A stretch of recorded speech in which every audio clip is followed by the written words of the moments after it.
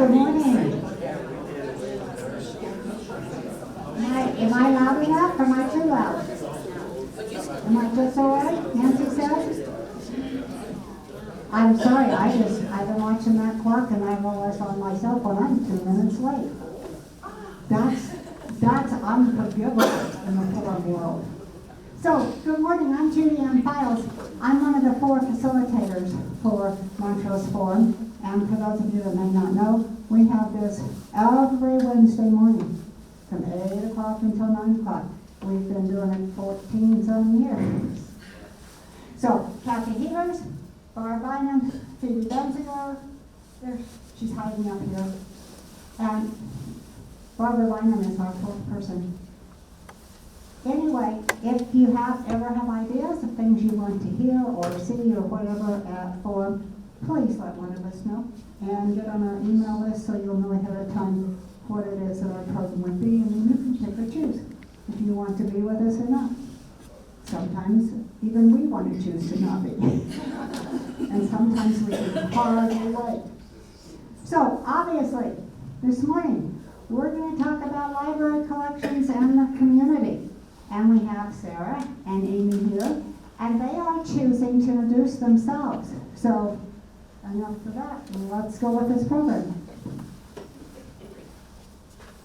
Do I have to use the microphone? Yes. All right, I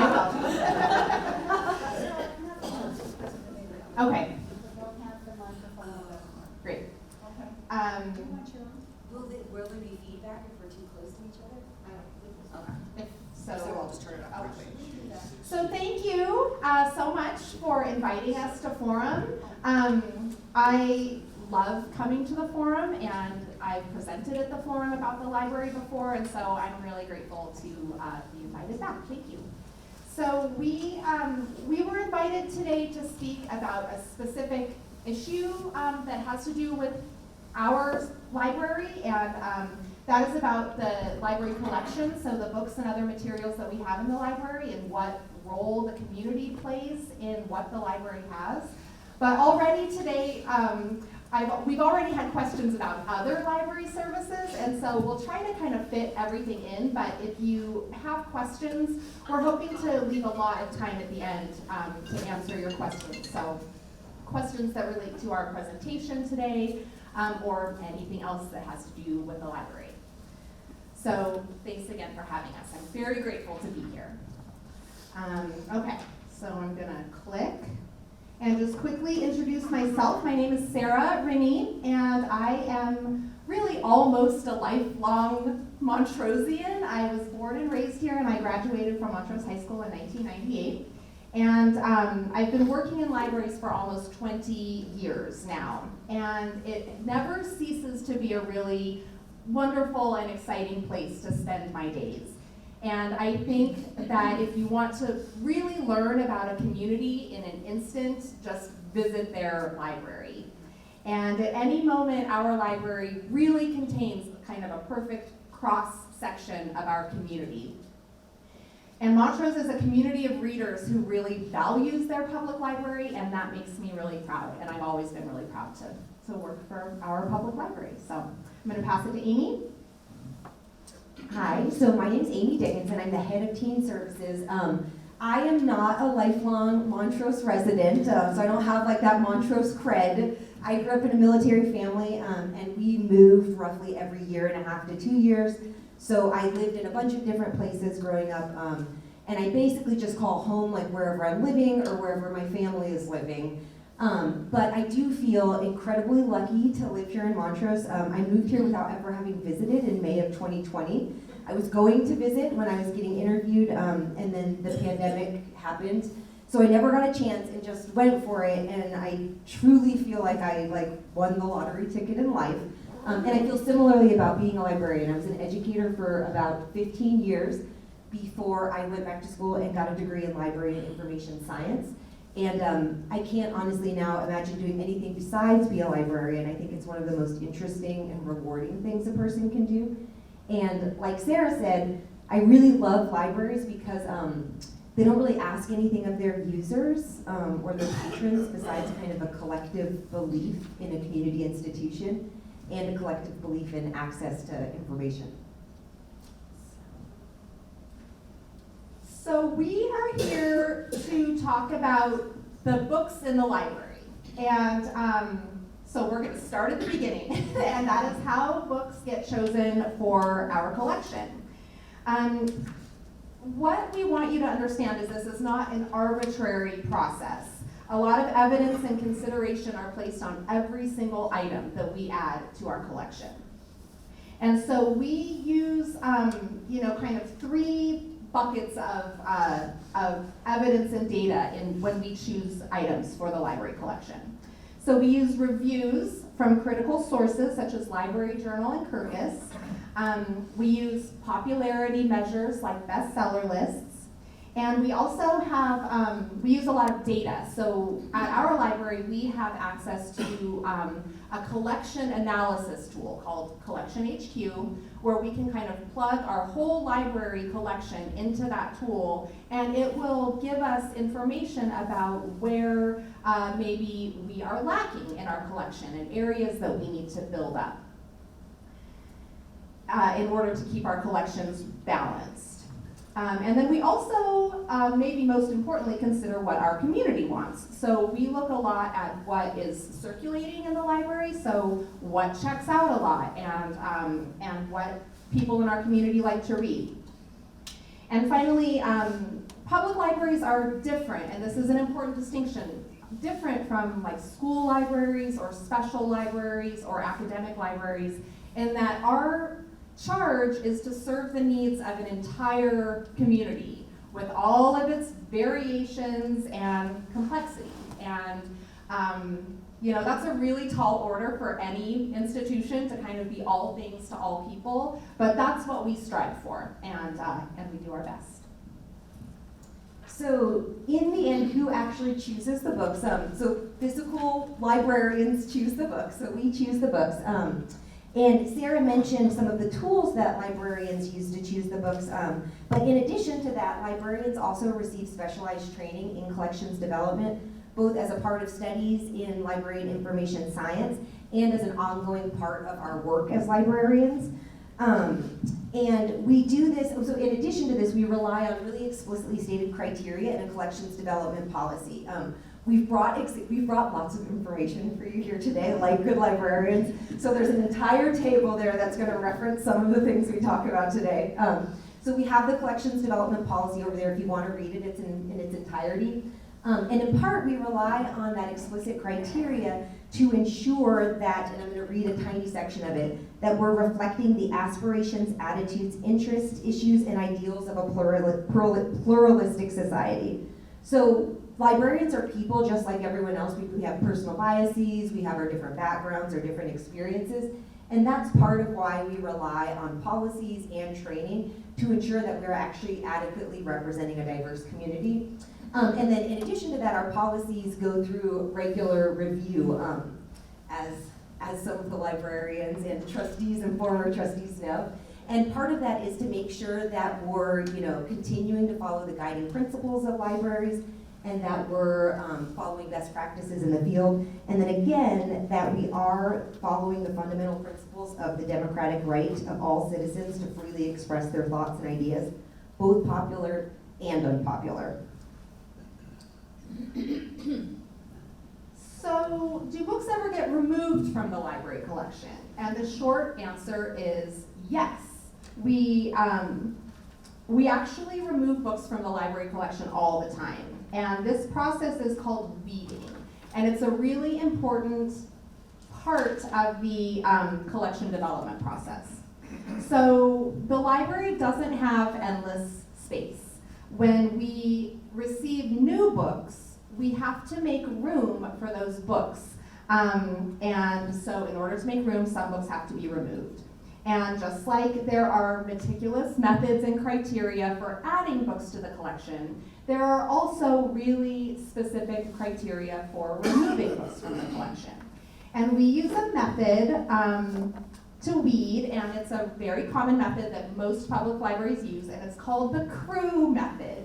And we have, Amy is demonstrating the manual that we use. CREW stands for Continuous Review review, evaluation, and weeding. And we weed books for lots of reasons. You know, the books in our library get used a lot, and sometimes they're in very poor condition, they're falling apart, and they need to be retired and go to book heaven. And so that's one reason why a book can get removed from our collection. But weeding also helps keep our collection fresh. It helps keep our collection relevant and attractive and nice for all of you to come and check out. I love weeding. I could talk all day about weeding. It's a really important part of what we do in order to maintain our collections and be good stewards of our funds. But it's also really important to understand the difference between a book that gets weeded and a book that is asked to be removed from the library because of an objection by a community member. So that's a different process. You're going to hear about lots of library processes today, and that's just to let you know that none of these decisions that we make are arbitrary, that we have really specific criteria for every decision that we make about every single book that comes into or leaves the library. And so when we get objections or feedback about specific titles in our collection, that process is called the request for reconsideration of library materials. So as Sara mentioned, going through the process of requesting reconsideration is quite a process. And there is documentation and formal guidance for this as well. So this is so the process to request reconsideration of library materials begins with a form that people fill out called a request for reconsideration. People might ask that a material be reconsidered for a variety of reasons. They might ask that it be moved from one section to another section. They might think that the information in the material is outdated or inaccurate. And then most commonly what we see is that they might object to the content in the material. So what happens when someone does that and fills out this form, it's submitted, and then a librarian collects information about that material. That'll include circulation statistics. It might include, a look at what other regional libraries are doing with the material, where they house it, if they have it in their collection. It'll include critical review. So all of this is collected and then passed on to the library director, who then issues a final review of the material. We have examples of both the policy and the actual form over there, so if you want to look at that afterwards, you're welcome to. And then one important semantic distinction when we're talking about a request for reconsideration is that when someone requests the material be reconsidered, that's called a challenge. So a challenge is just any attempt to restrict access to materials. That's separate from a ban. So a ban is what happens if a material is actually removed or if access is restricted to a material. So, and then here we get to kind of the crux of the issue, and I suspect the reason we were invited to speak today. And that is, what has happened with the library and kind of local community efforts to influence the library collections that really kind of came to a head in 2023. So 2023 was a year that saw libraries of all kinds really in the spotlight because of efforts by community members and organized groups to remove or restrict access to books in their collections, and Montrose was no exception. And just to give a little bit of context into how impactful this was in our community, in the 30 or so years that our library director has been here in Montrose, he told me that he had received a total of maybe 3 or 4 formal challenges to library materials in all of those years. And in 2023 alone, we saw about 17 challenges to items in our collection. So that's a huge swell in the kinds of community engagement we were seeing with the library related to books in our collection. And most of these requests centered on the removal of specific titles, but some were requests to relocate the titles to different sections of the library. And I think, so I want to talk about semantics also just for a second. In the public discourse that was happening, in the public forum that was happening at meetings of the library trustees, there were letters to the editor, there was lots of communication with our library director from community members. The description of those efforts was like book banning or banning books. And those words really kind of elicit a big, kind of an emotional response. There's a reason why the American Library Association celebrates Banned Books Week every year in order to highlight their commitment to intellectual freedom. But these words don't really encompass the spectrum of emotions or logic or reasoning that is sometimes behind these efforts. And that's not to say that books weren't removed from library shelves in lots of places across the country. They definitely were. But here in Montrose, what was happening was a little more nuanced. A lot of what we saw were efforts to actually restrict access to certain titles for children and for minors under the age of 18. And one suggestion was to take all of the books with, objectionable content and kind of round them up and place them in a restricted area of the library, where a person would have to demonstrate their age or their maturity level in order to access those books. And it should be noted that most of the books in question centered on LGBTQ plus themes and content. And while on the surface this seems like it might be a really reasonable compromise, there are specific reasons why this goes against both the ethos of a public library as well as a number of laws. And so we're going to get a little legal here for a second, so bear with us. But mostly, and something that I think it's really important to talk about, even though this was a difficult time for us at the library, most librarians are naturally extroverted. We're kind of introverts, and so to find ourselves in the spotlight was not super comfortable for us, but I think that a lot of us, and Amy and I especially, really tried to kind of find the silver lining. And what we realized was that all of this discourse created, some real opportunities for us to really engage with our community about the library. And that actually kind of became kind of exciting for us. I'm not sure if I would say exciting, but I agree that it presented some great opportunities. So one interesting tension in any democracy is that it does rely on collective negotiation and collective engagement to actually function, or function as it's intended to. So when we started seeing this unprecedented engagement on the governance level, we thought, oh, okay, we're going to approach this as an opportunity for productive community dialogue. And so when viewed from that sort of angle, it was kind of exciting. So we did have unprecedented engagement at library trustees meetings. People were really caring what the library did. So they cared about what we did. We were engaging on a community-wide level in really complex discussions about who decides what children and minors can access, and how do you represent an entire diverse community in a public library. It gave us the chance to really articulate in a public way, and by us I mean all library staff, the library trustees. It gave the opportunity to talk about the role and function of a public library in a much more complicated and deep way, beyond just like, oh, you're a librarian, you must love to read, you go to work and you read. Which would be awesome, but it isn't really how it happens.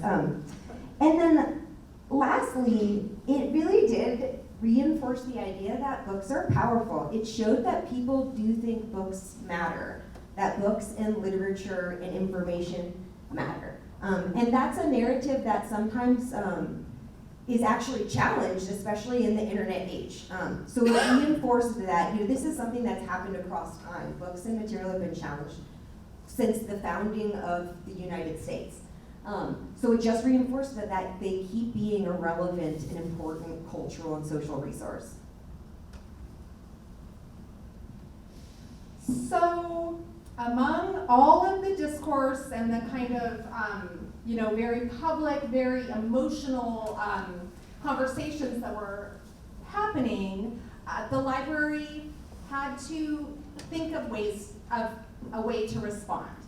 And so what we turned to are basically the three kind of foundational tenets of public library service.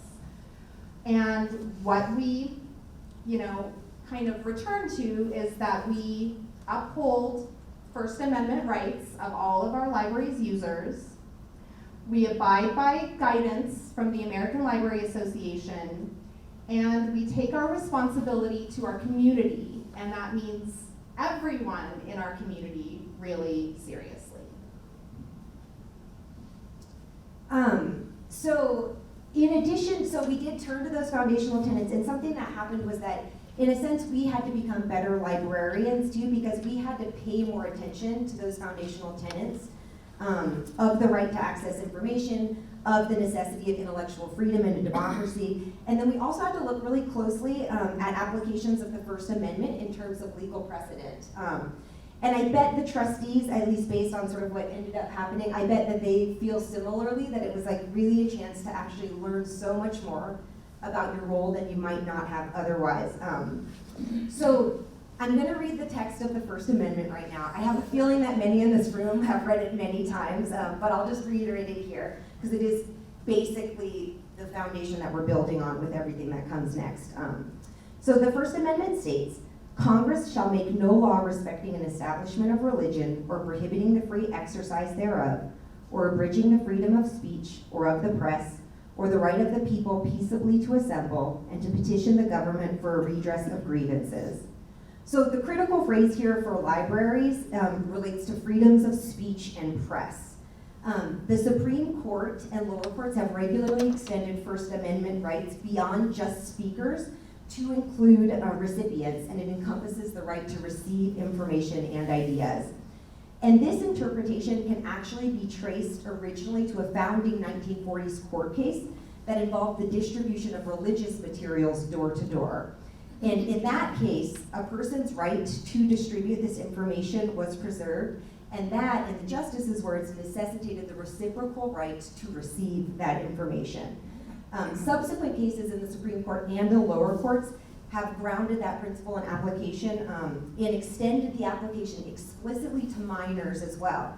And even more explicitly, there have been cases that have grounded it in minors' access to information in libraries, both public libraries and school libraries.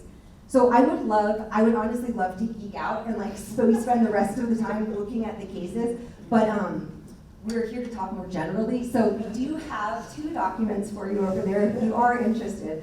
So one is just some legal citations. It's a handful of legal citations that involve minors specifically, and it provides some summations of the case law there. And then another is a document that's been collected by the American Library Association that's notable First Amendment cases. Please take a look at the citations documents that we brought, because they're very, very thorough. And Amy is a citations wizard, and so especially the document that has the summation of all of the cases that are referenced in a lot of these documents that we're going to be talking about are really, really interesting.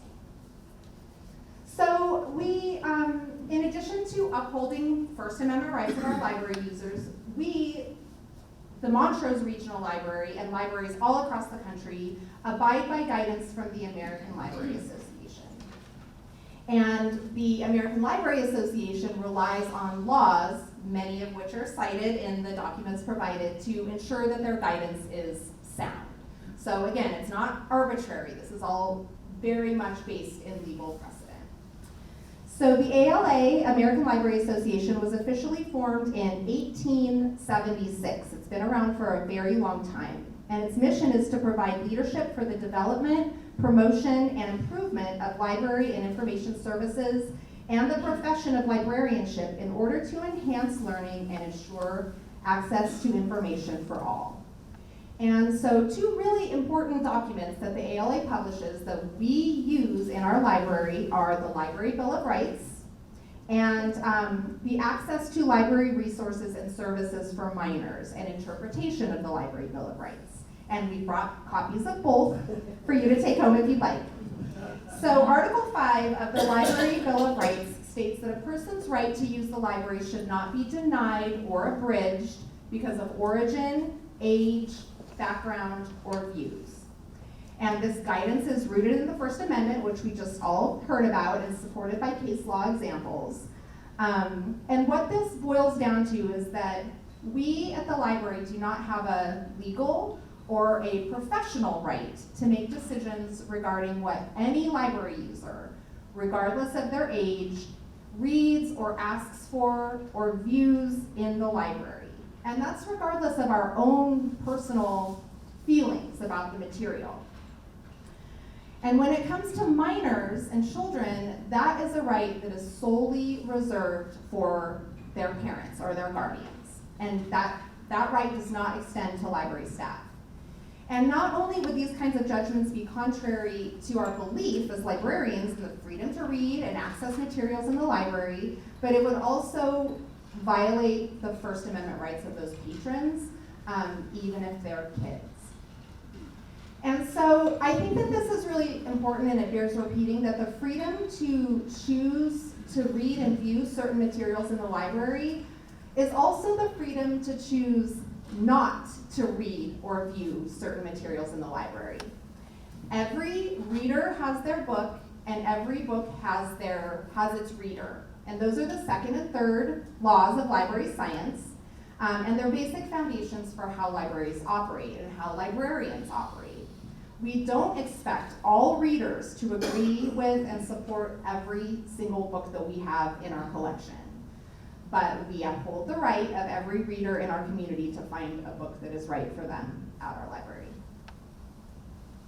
So overall, what does this really mean about, like, what's the role of the librarian and what isn't the role of the library in a community? So the role of the library is really to do our best to provide information and resources to all members of the community. In their often very individual pursuits of learning, growth, knowledge, education. It is not our role to judge or opine in regards to any user's reading habits. And because of this, this also necessarily entails that our role is to uphold the rights of intellectual freedom and the freedom to read, and to oppose censorship in all forms.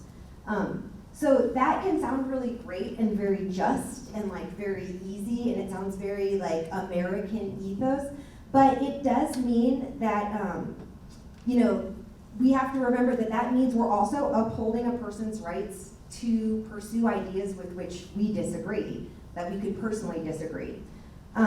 So what this doesn't mean is that in our day-to-day work, it doesn't mean that we can't like give suggestions to people about books to read, or we can't help guide them towards materials that are helpful to them. But what we do when we engage in this is, which we tend to call reader's advisory, is we try to guide individuals and families who request guidance towards materials that seem right for them based on the information that they give us. One thing we don't do in respect to minors is act in the place of parents, which is sort of repeating something Sara said. That's codified in our library policy. We don't act in loco parentis. We don't make decisions for young people about what to read. We respect their right to access information. We respect their right to not access information if they don't want to. And then lastly, while a lot of the attention has centered in this past year in our community and other communities too, on the idea of restricting access to books, it is important to note that here in Montrose, there was tremendous community support in favor of intellectual freedom, and there was tremendous and explicit support in favor of the inclusion of books by LGBTQ authors about LGBTQ characters and experiences. So what we found is that people cited often a desire for a library that really does represent the entire breadth of our community. So finally, we come to the end, right? So it fell to the library's governing body, which is a board of trustees, to make a decision. And even though we've been talking about these kind of lofty ideas of intellectual freedom and First Amendment rights and why libraries operate the way that they do, the decision that was before the Board of Trustees was actually kind of small in comparison. It was whether or not to remove 2 titles from the library's collection. And I just want to really give a lot of credit to our Board of Trustees. They handled themselves very admirably, and I was very proud and impressed by their deliberative process and their calm in the face of a lot of controversy that I'm sure none of them ever thought that they would face when they decided to join the library board. So they listened really carefully to comments from the public, and they invited anyone who wanted to speak at the trustees' meetings, to write to the trustees, to make their voice and opinions heard. And they also carefully considered all of the existing laws, the guiding principles, and the library policies as related to the issue of removing titles from the library. And ultimately, based on all of the evidence that they heard, they declined to remove or relocate the titles in question. And as a body, they abided by a resolution that they had passed in November of 2022 to not remove or restrict books from the public library's collections. And there is a copy of that resolution provided for you on the table if you would like to read it. So with all of that in mind, what's next for the library in terms of the library, its interaction with the community, and the ways we move forward? So as you can see, library staff take their professional responsibilities really seriously, perhaps like serious to the point of tedium. And any books that we add to the library goes through a really significant selection process. In terms of community engagement, though, currently we're looking at some additions to the request for reconsideration process that focuses on increasing dialogue and just making our operations more transparent. For interested community members, you can always suggest books. There are purchase request forms that you can fill out. There are special donations that you can make. And for the most part, we try to include as many as possible in accordance with our collections development policy. We think that adding books requested by community members generally strengthens our collection and makes it more reflective of our community. On the flip side, taking books out of the collection tends to narrow the collection and exclude members of the community. If there are books that are controversial in the community that are under public discussion, we would encourage people to read the book in its entirety, cover to cover, to read the whole thing.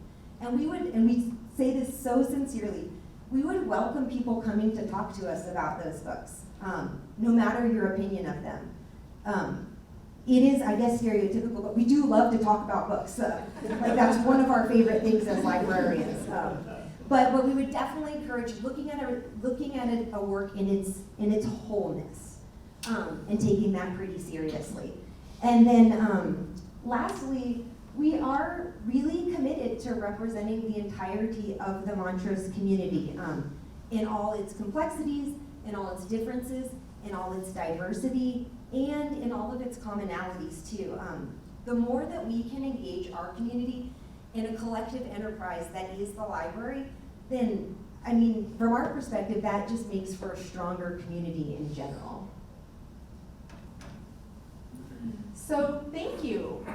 We provided our contact information and just to really encourage you to continue to engage with us if you are interested in this topic, which specifically that we were invited to talk about, or anything else that the library does or that you wish that we would do. So please take a picture or give us a call or an email if you have questions about anything.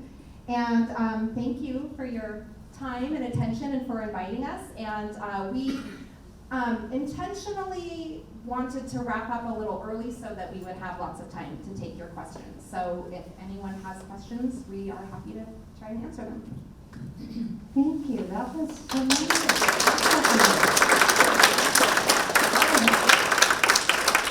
A lot of information in a short amount of time. Whoa.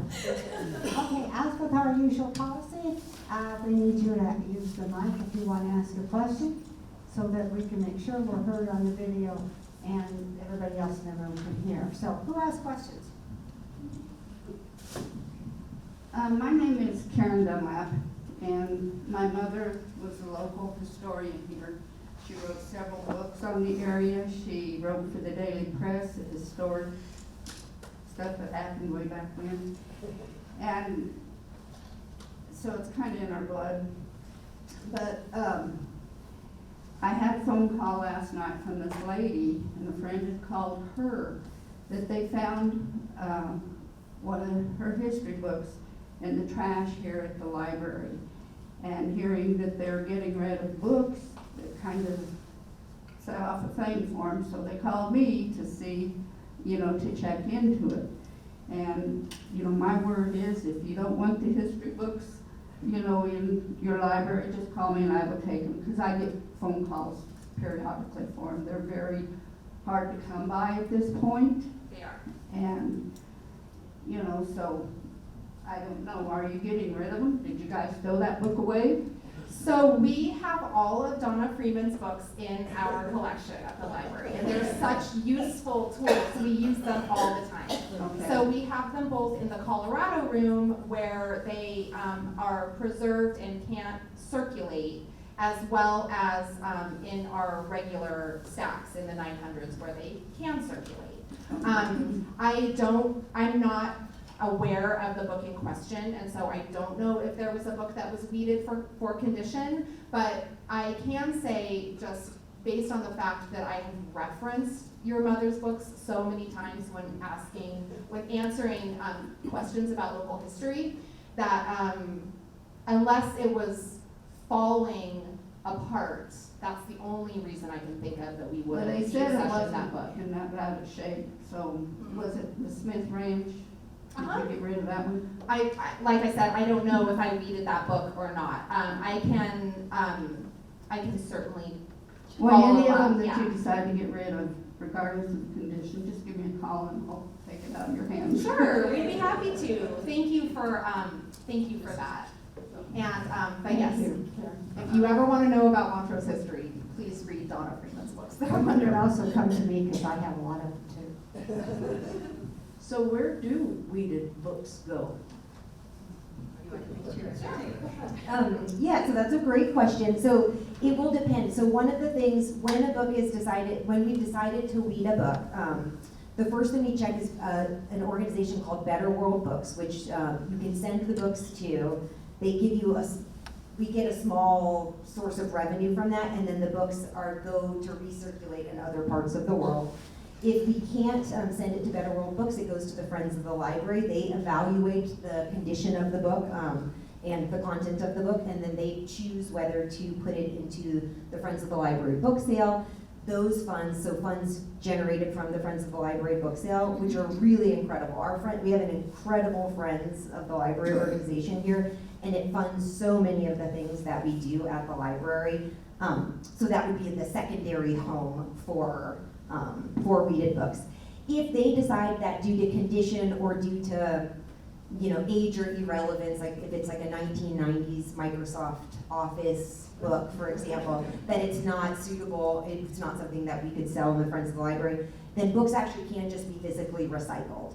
So hardback books, the outer hardback covering is removed and the paper inside can just be recycled. I sort of have a question here, Judy. But I really would like to commend the library for the community outreach. I think this program today is really great.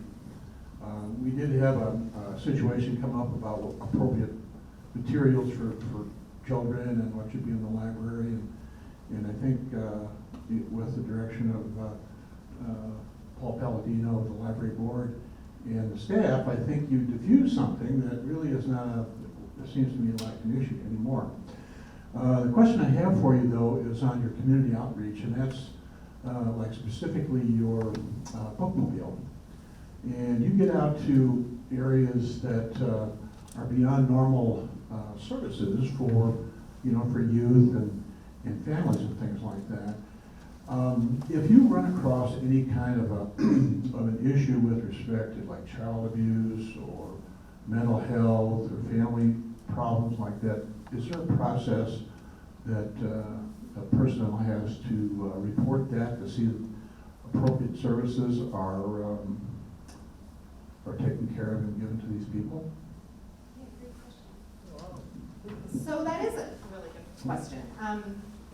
And Paul, maybe you can jump in if I say anything wrong, but librarians and library staff are not mandatory reporters. So that's an important distinction between us and our role in the community and someone like a school teacher who is a mandatory reporter. So if we see something in the library or in the course of our work, we're not only not mandated to report it, in a lot of ways we're not allowed to report it because of one specific law, which is a Colorado revised statute that ensures the privacy of library users. So that would be a violation of that law. Just like if you call the library and you say, hey, is my brother Joe there? We are actually bound by law to not tell you because that would violate Joe's privacy. What we can do, and what we often do, is talk to our patrons. We have personal relationships with the people that use the library. I think that librarians are kind of trusted by a lot of people, young people in particular, when they use the library. And so what our role would be to provide resources. If we see something's going on, without making inferences or overtly, asking kind of personal questions, we can try to, as gently as possible, guide those families to some resources. So that would be our role in that. And I'll just add one thing to that too. We also have an explicit policy about child safety. So that governs, what it looks like to create a safe environment for children who are in our sphere. And then on top of that, all library employees are required to take a child safety training called Stewards of Children. We did not bring that policy with us. So this shows me that you should always bring everything. We do have, if anybody is interested in the privacy statute that Sara referenced, we do have that with us. It's on a legal citations page there, the text of the Colorado statute that that mandates the privacy of users and records. Great. Excuse me, sir, I'm going to read. It seems like your scope has expanded so much beyond books. Would you give us an idea of the kinds of things you do with teens? And I noticed the other day you were publicizing crafts with children, and that seemed like a very messy thing for a library. When did all that start, and was that your idea? Was there a lot of pressure to do that? Was the pressure just to get people into the library? What's the background for all of that? That's a great question. Historically speaking, I'll turn that maybe over to Sara and Paul can, I'm sure, chime in. Also on a sort of wider level in terms of libraries, something that's really interesting is to learn about the histories of story times in the United States. So I would encourage anyone, not just at the Montrose Library, but just in general as to why they arose. I think it's a really fascinating history that actually has a lot to do with a lot of periods of high immigration to the United States. And it was deemed a way to sort of help integrate families into the United States. And this is a history that goes back, over 100 years. So that's just an interesting, historical geek out note on libraries. But in terms of teens, what we offer teens, so my experience at the Montrose Library only extends to 2020, when I was hired as a teen services librarian and came here. And at the time, in the library strategic plan, which is it was the period governing sort of the 5 years prior to 2022. One of the strategic goals of the library was to engage teens, which were considered sort of an underserved group. So now, what we've done in the teen services department is really relied heavily on building a strong teen advisory board, and having those teen leaders help us guide the way that we conduct teen services in the library and in the community. We have an incredible teen advisory board of about 15 active members right now. And some of the ways that they've steered us are towards offering opportunities for teens to have authentic leadership experiences, both in the teen advisory board and in some of the programs that they run. So they help dream up programs and run them. And they've been critical to some of the opportunities that we've created for teens in the community, such as the Teen Literary Magazine. So they edit that, they solicit contributions. We have a teen book group as well, a teen-ish book group, because the age ranges are always a little fuzzy. We have a group called Unity Social Club. We have frequent teen game nights, thanks to a librarian over there who started it, in conjunction with the teens. So we're sort of offering a pretty robust series of programs for teens to engage in the library. And we've also started collaborating pretty closely with some schools in the Montrose County School District, especially with Montrose High School. Lori Roberts, the librarian there, has been a wonderful resource. So we've committed to bringing opportunities for teens to interact with authors in person. Bringing those opportunities to our community is something that's come to be really important for us as well. And then more historically, So the idea of, I can't speak specifically to the youth services craft program. I heard there was a lot of paint involved, and I'm sure it was very messy. But part of, it's in our mission that we foster community by providing resources, and those resources aren't just books. The idea of programs at the library is, I think, really integral to what we do, where we can provide opportunities for our community members to learn something new, or be entertained, or just even come together as a community for free, or for no ticket cost to them.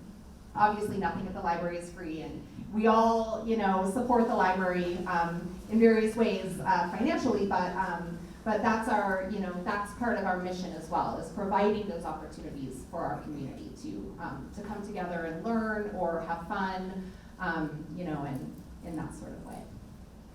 Would you like to say something? Slowly, we're gonna add a Person by person, we're going to take over this room. I just wanted to add that this isn't a new thing for us. We've been doing crafts for most of the 30 years I've been here and doing things, and yeah, they're messy. And it's just the way they are, but we're okay with that. It's kind of like, yeah, our children's room is noisy. You get lots of those little bodies in there, and they're noisy. And yes, our staff is noisy, but I'm working on that. And have been for 30 years. So it's not new. There was a kind of a push in the legislature about 3 or 4 years ago that schools and libraries should teach reading. And we kind of went, okay, yeah, but we've been doing that at least since the 50s and probably way before then, but I'm familiar with that. And to me it was like, well, it's nice that the legislature finally caught on after 60 years or whatever. And So, but our story times have a lot of work in them that go behind the scenes. They're geared, yeah, it's a nice story, it's good. We sit and we tell stories to the children, but they're geared to teach reading, they're geared to teach the alphabet, they're geared to teach colors. They often have some movement in them to teach both gross and fine motor skills. They have all of these, I think there's like 7 components that every single one of our story times has built into them naturally. And we've been doing it so long, we're so good at it, that people often don't notice. You know, the kids are having fun. They don't notice that, hey, they just learned a letter of the alphabet, or they just learned a new color, or they just learned the word for a new movement, or we just helped them learn movement or practice fine motor skills. So it's not, and we often get volunteers who, yeah, I'd love to read stories to kids. And we love that. It would be great, except that, and I don't often believe it myself, because I'll go in the back room and there's my, not highly paid, but paid staff cutting out, you know, acorns or something. And I'm like, or coloring or something. And I'm like, we pay you for this? You do. And I love it, you know. And it's like, well, hey, you go do my board packet and I'll sit and color the acorns, okay? And like, no. A, we don't think you do a good job. And B, I like it. So you never get to do that. So Amy and Sarah, thank you. That was a really thoughtful and well-spoken and erudite explanation in a short amount of time. Our community is really well served by you two and all the folks at the library. Can you two, and maybe Paul also, speak to maybe some broader needs for the library?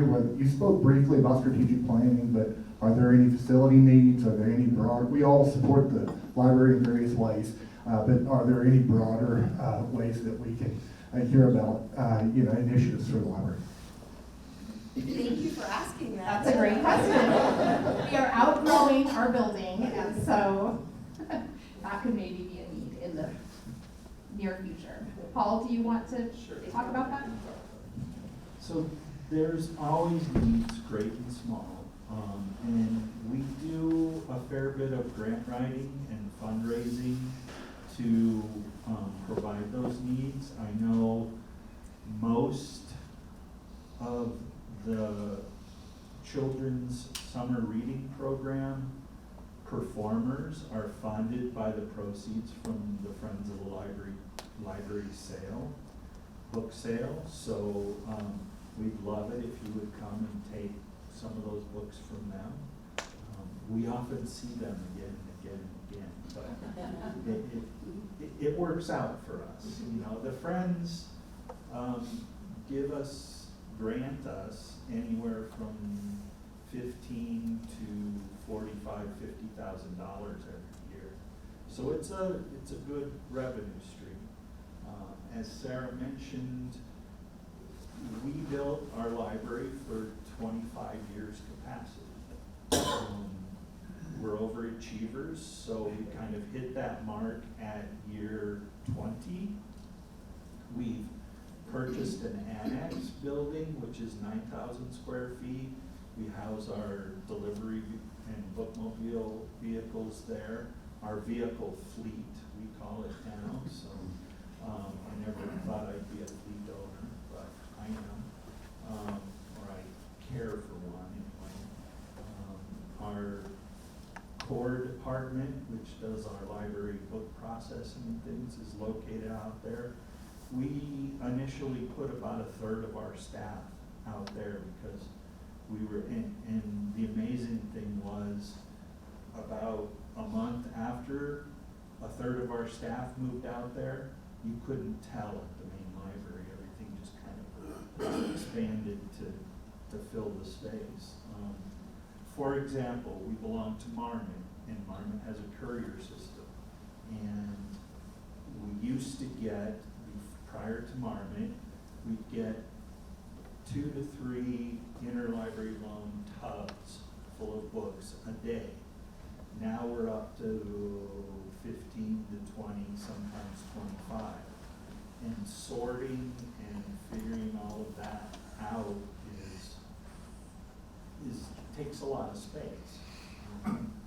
Just unpacking them takes a lot of space. So as we expand services, we expand our space needs. So one of the things in the strategic plan is figuring out what we need and see what happens from there. But like I say, we have needs big and small, and love to talk. Thank you, and we are out of time.